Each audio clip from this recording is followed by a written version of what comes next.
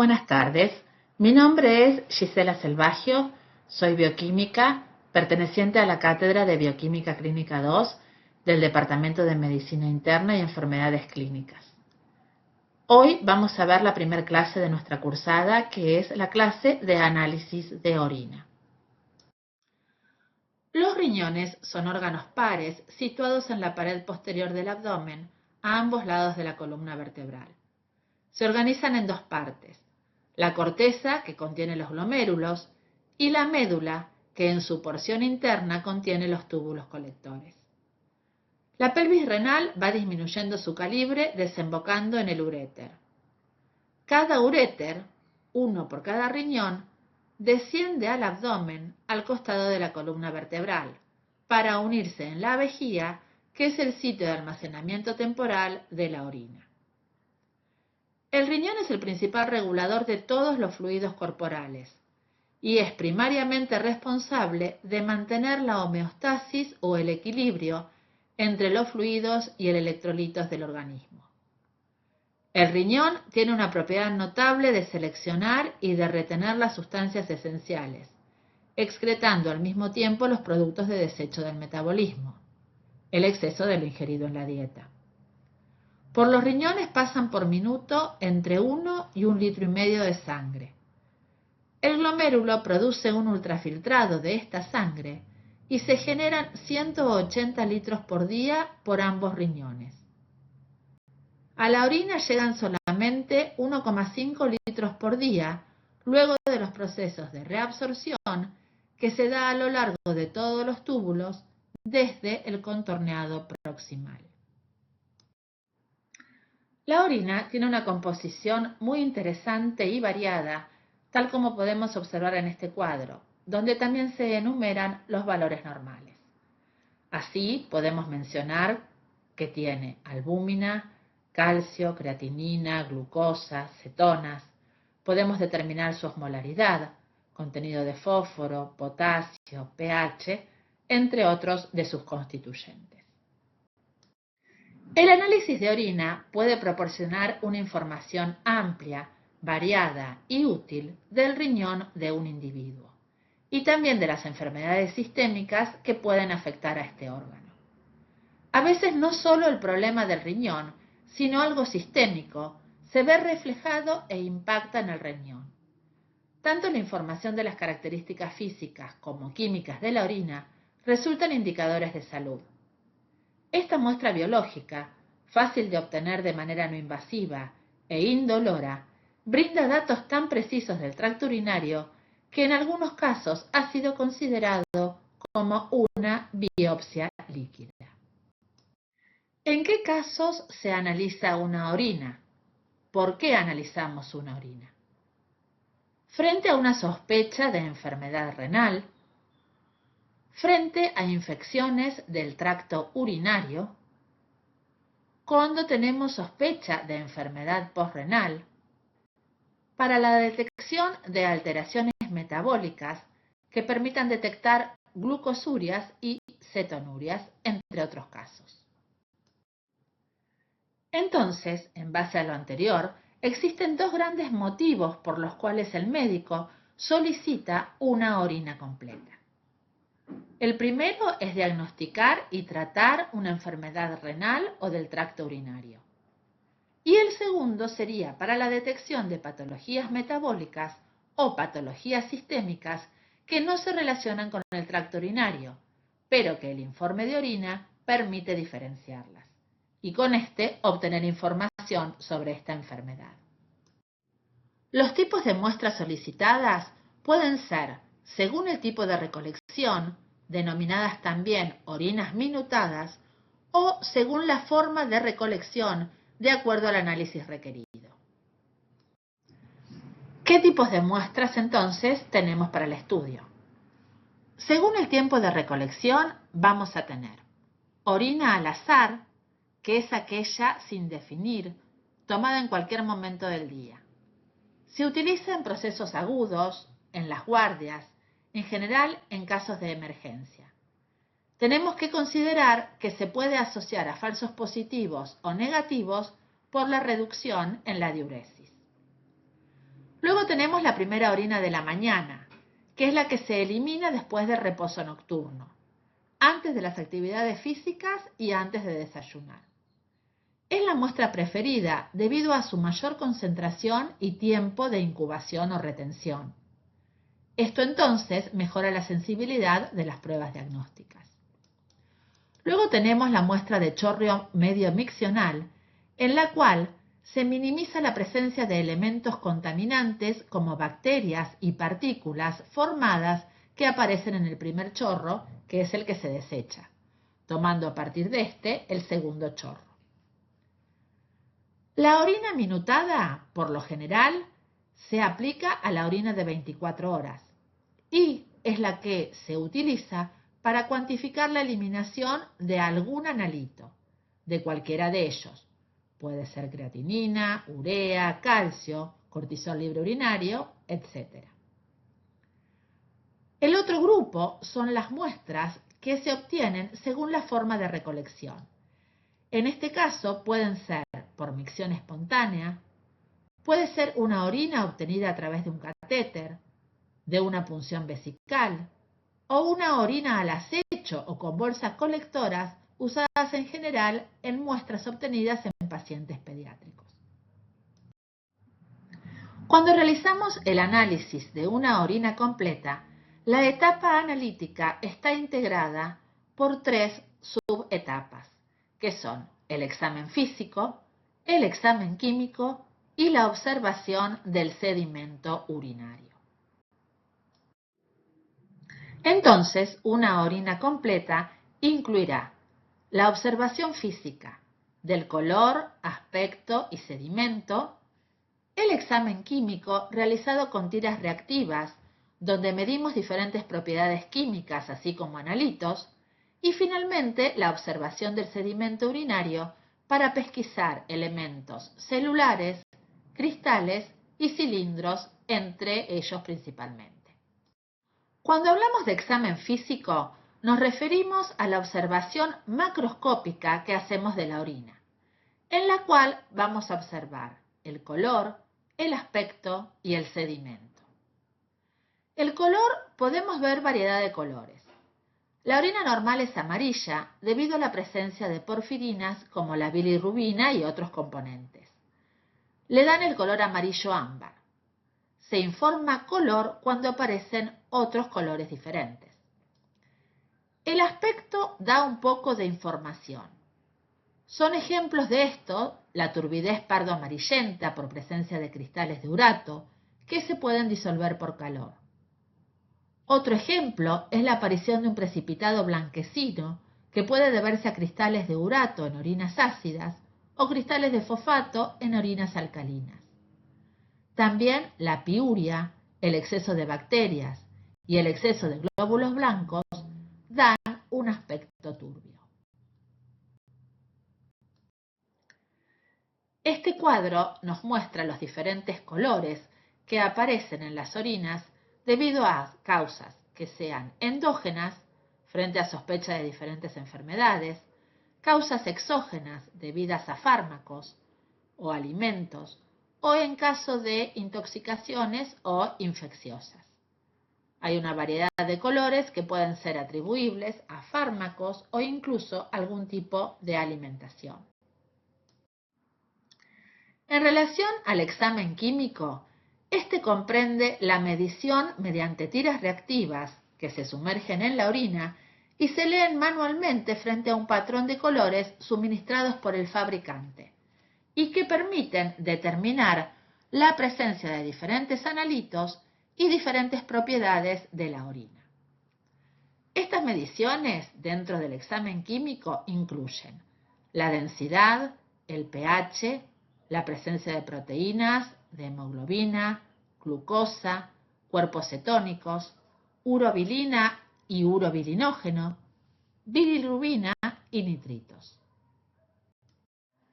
La estructura de las tiras reactivas consiste en una lámina soporte sobre la cual hay un papel absorbente y sobre este el taco con el papel reactivo. Por encima de todo esto existe una malla de nylon que sostiene los tacos reactivos. cada uno de estos tacos constituye una reacción química que estamos procesando.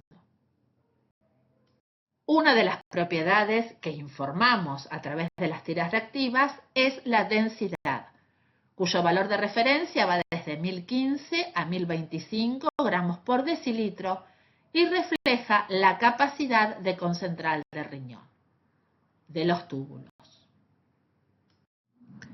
La proteinuria es uno de los parámetros que indican el mal funcionamiento renal. La medimos con tiras reactivas y deberíamos confirmar con ácido sulfosalicílico al 3%, ante un control o sospecha de enfermedad renal. Por ese motivo es importante que el médico indique el diagnóstico presuntivo. Las tiras reactivas usan el método de error proteico de los indicadores, fenómeno que se caracteriza en que el punto de cambio de color de algunos indicadores de pH es diferente en presencia o no de proteínas. Las tiras reactivas son muy sensibles para albúmina, o sea, proteínas con carga negativa, pero no son muy sensibles para las globulinas o proteínas de bajo peso molecular. Si un paciente tiene globulinuria, lo más probable es que la tira reactiva dé negativa, porque lo que detecta fundamentalmente es presencia de albúmina. Normalmente se excretan entre 40 a 80 miligramos por día de proteínas, un poco más en la población adulta y un poco menos en pediatría. La proteína mayoritaria que excretamos es la de Tamm-Horsfall, que está producida por células epiteliales del asa de Henle y primera parte del túbulo contorneado distal. Esta constituye la matriz de los cilindros. También excretamos proteínas de bajo peso molecular. De albúmina se estima que se excretan entre 10 a 15 miligramos por día. Esto resulta un valor interesante a la hora de usar los cortes, en los cuales se considera que la albúmina urinaria debería ser menor a 30 miligramos por día. Resumiendo, la albúmina filtra en pequeñas cantidades. Es significativa una pérdida superior a 30 miligramos en 24 horas, sería su valor de corte. Las globulinas que tienen peso molecular entre 50 y 60.000, aunque filtren a través de la membrana basal, serán luego reabsorbidas. La proteína de Tamm-Horsfall contribuye a la pérdida proteica normal. Las tiras reactivas son muy sensibles para albúmina, o sea, proteínas con carga negativa, pero no son sensibles para proteínas de bajo peso molecular o para globulinas. Un concepto que no debemos olvidar. Si un paciente tiene globulinuria en orina, lo más probable es que la tira reactiva nos dé negativo, porque lo que detecta esta es la albúmina con mucha sensibilidad. Entonces, ¿qué tipos de proteínas alcanzan la orina? En general hay factores disparadores que generan un aumento de la proteinuria. Estos factores disparadores son inflamatorios, complemento, adipoquinas, hiperglucemia, la angiotensina 2. Es decir, todos estos parámetros pueden alterar la barrera de filtración glomerular y, además, hay parámetros que lo que alteran son las células tubulares, es decir, también alteran a nivel de la reabsorción tubular. Muchas de las proteínas pequeñas logran filtrarse en el glomérulo, pero la mayoría se reabsorben en los túbulos. Entonces, si tengo una alteración en la filtración glomerular, como si tengo una alteración en la reabsorción tubular, vamos a tener diferentes patrones de proteinuria. Entonces, vamos a llegar a una proteinuria glomerular si el problema está en la membrana basal del glomérulo, que se caracteriza por una severa pérdida de proteínas constituida por albúmina y por proteínas de mayor tamaño. Cuanto mayor es el daño renal, la pérdida va a ser menos selectiva. Por otro lado, tenemos una proteinuria tubular si el problema está en los túbulos, la cual se asocia a pequeñas cantidades de proteínas que sin falla tubular serían reabsorbidas. Son proteínas de bajo peso molecular y no pueden ser detectadas por las tiras reactivas. Como indica el cuadro, las proteinurias glomerulares son severas con pérdida de 3 a 4 gramos por día. En la tubular hay una pérdida de menores cantidades de proteínas. Con relación a la proteinuria de Bence-Jones. Las proteínas de Bence-Jones son cadenas ligeras libres, ya sea kappa o lambda, monoclonales de las inmunoglobulinas, que aparecen en la orina debido a una producción excesiva por parte de una célula plasmática con proliferación descontrolada. Normalmente las cadenas ligeras libres son reabsorbidas en las células tubulares del riñón, pero cuando se supera esta capacidad de reabsorción, tenemos su aparición en orina. Esta aparición se asocia a enfermedades como mielomas múltiples, macroglobulinemia y linfomas. El diagnóstico se realiza mediante electroforesis o inmunoelectroforesis de orina, ya que no son detectadas por las tiras reactivas. Dado que pueden formar inclusiones en las células tubulares, pueden ocasionar un síndrome nefrótico por el daño ocasionado. También hay formación de cilindros. Las proteinurias severas, entonces, se observan en el síndrome nefrótico, donde se pierden más de 3,5 gramos de proteínas por día. Esta pérdida lleva a niveles bajos de albúmina sérica, con la consecuente aparición de edema en los pacientes. Se asocia a enfermedad renal primaria y también a enfermedades sistémicas con afección renal, tal como la malaria, por ejemplo. Otro de los parámetros que vamos a evaluar en la orina es la pérdida de hematíes. Existen diferentes definiciones de hematuria de acuerdo a las diferentes guías, la americana, la alemana, la canadiense, la inglesa, la japonesa. Según la Asociación de Urología Americana, se define como hematuria la presencia de 3 o más hematíes por campo de mayor aumento en 2 o 3 muestras de orina obtenidas entre las siguientes 2 a 4 semanas de la detección inicial. La hematuria puede clasificarse en visible o macroscópica y no visible o microscópica. La hematuria macroscópica es aquella en la cual la muestra de orina se ve roja, indicando que tiene sangre. La hematuria no visible es una muestra amarilla, límpida, la cual no imaginamos que aparecerán glóbulos rojos en orina. A su vez puede ser sintomática en los casos en que el paciente tiene dolor y una molestia, y también puede ser asintomática, que es aquella hematuria silenciosa.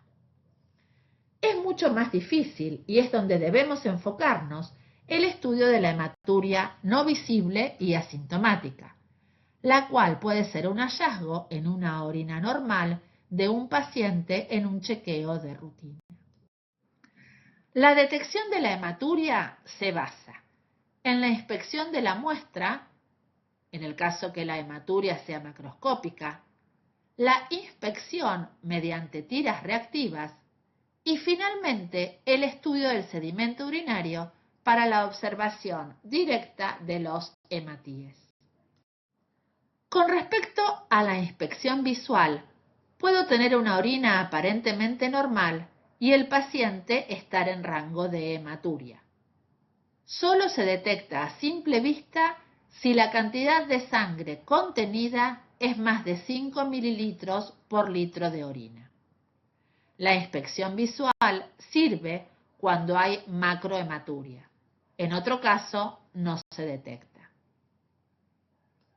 Las tiras reactivas tienen un límite de detección de 3 a 5 glóbulos rojos por campo. Es decir, si el paciente tiene entre 3 y 5 glóbulos rojos por campo, la tira reactiva va a virar. Si tiene por debajo de este valor, no vira.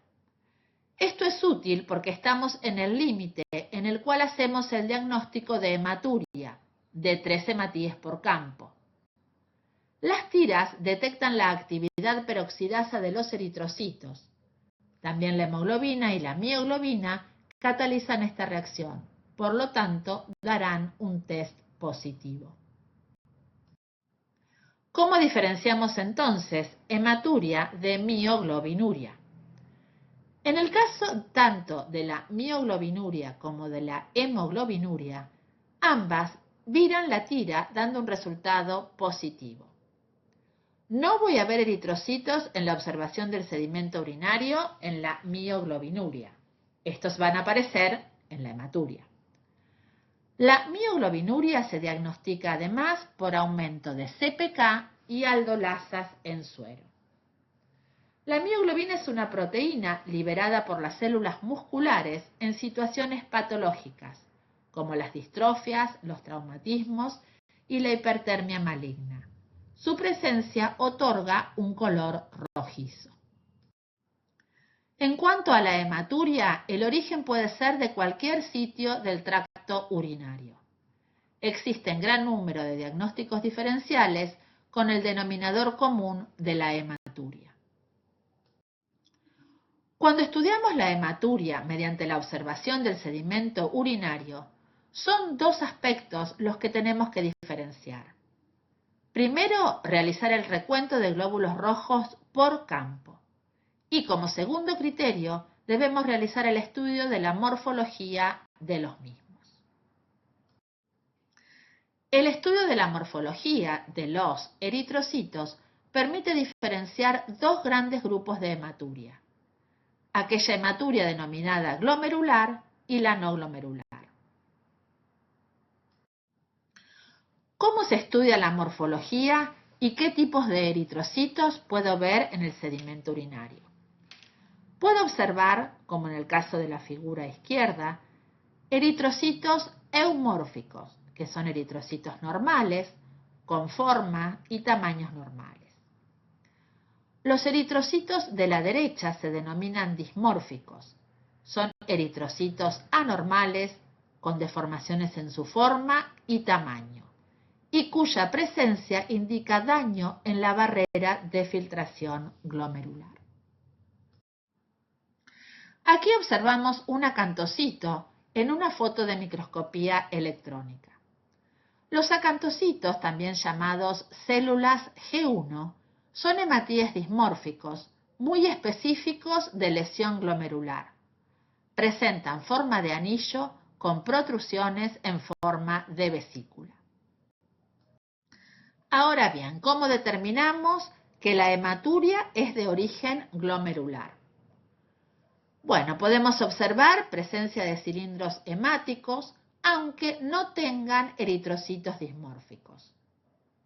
Si yo no veo G1, el valor de corte es mayor a 80% para todas las formas de eritrocitos dismórficos.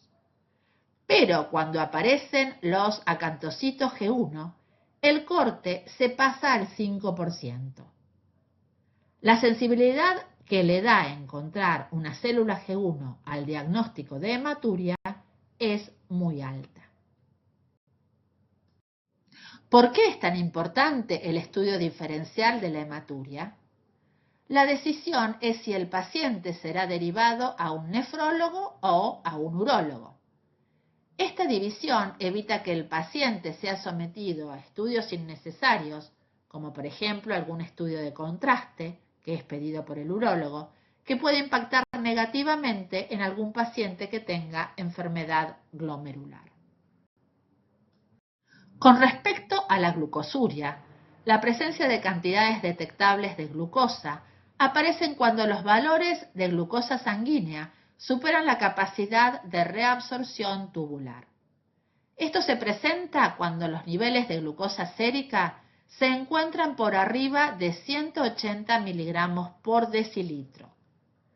La presencia de glucosuria sin hiperglucemia se asocia con disfunción renal, en donde la capacidad de reabsorción está disminuida. En el cuadro de la derecha de la figura se enumeran las patologías y algunas situaciones fisiológicas que cursan con glucosuria, desde diabetes mellitus, trastornos endocrinos con hormonas hiperglucemiantes, aumento de la tasa de filtración, por ejemplo en el caso del embarazo, y otros azúcares asociados a problemas metabólicos. La cetonuria aparece cuando existe algún defecto en la metabolización de los hidratos de carbono.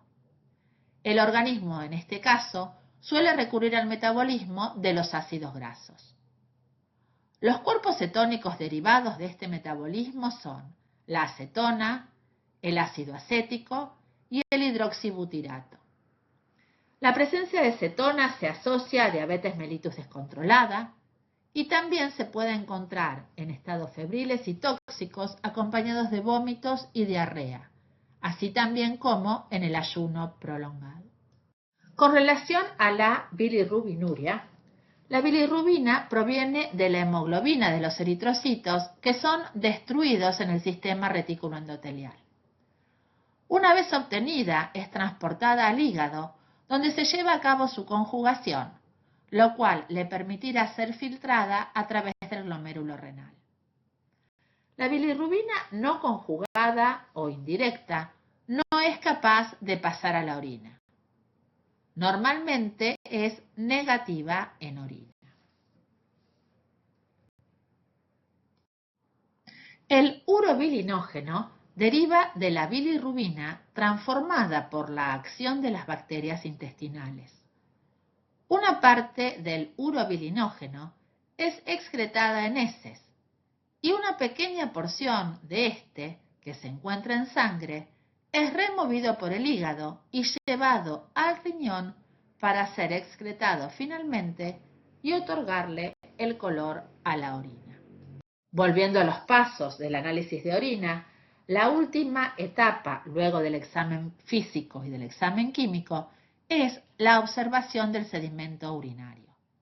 La utilidad de la observación del mismo es determinar un aumento de alguno de los componentes normales de la orina y, en algunos casos, determinar la presencia de componentes anormales. Entonces, en el sedimento podemos observar los siguientes elementos formes: células no epiteliales, células epiteliales, células atípicas, cilindros, microorganismos, sales o cristales y otros como por ejemplo algún tipo de artefacto. Dentro de las células no epiteliales encontramos las células de la sangre, que incluyen los glóbulos rojos, los leucocitos, los macrófagos, entre otros. En la imagen izquierda se observan leucocitos de manera aislada y piocitos o glóbulos de pus. Del lado de la derecha, la figura muestra numerosos hematíes y señalados con flechas negras un par de leucocitos.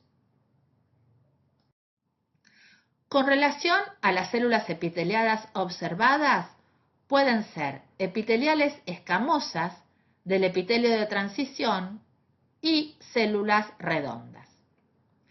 Las células denominadas degeneradas aparecen en alguna patología como el síndrome nefrótico, donde podemos encontrar cuerpos ovales grasos que los nombramos como células del epitelio que están alteradas. Las células del epitelio escamoso son las más frecuentemente encontradas en el sedimento urinario. Provienen sobre todo del tercio distal de la uretra y en la orina de las mujeres también pueden provenir de vagina. Son células planas que recubren la parte más externa de las superficies corporales. Las células epiteliales de transición provienen de vejiga y de uretra. Las células redondas son células renales o células epiteliales tubulares que presentan un tamaño mayor a un leucocito, con núcleo grande y redondeado. En condiciones normales no deberían encontrarse y su presencia sugiere daño renal tubular. En la figura de arriba podemos observar un cuerpo oval graso, una célula del epitelio alterada. Con relación a los cilindros, estos se forman en los túbulos renales y están compuestos por proteínas coaguladas que pueden interactuar con diferentes compuestos de la orina.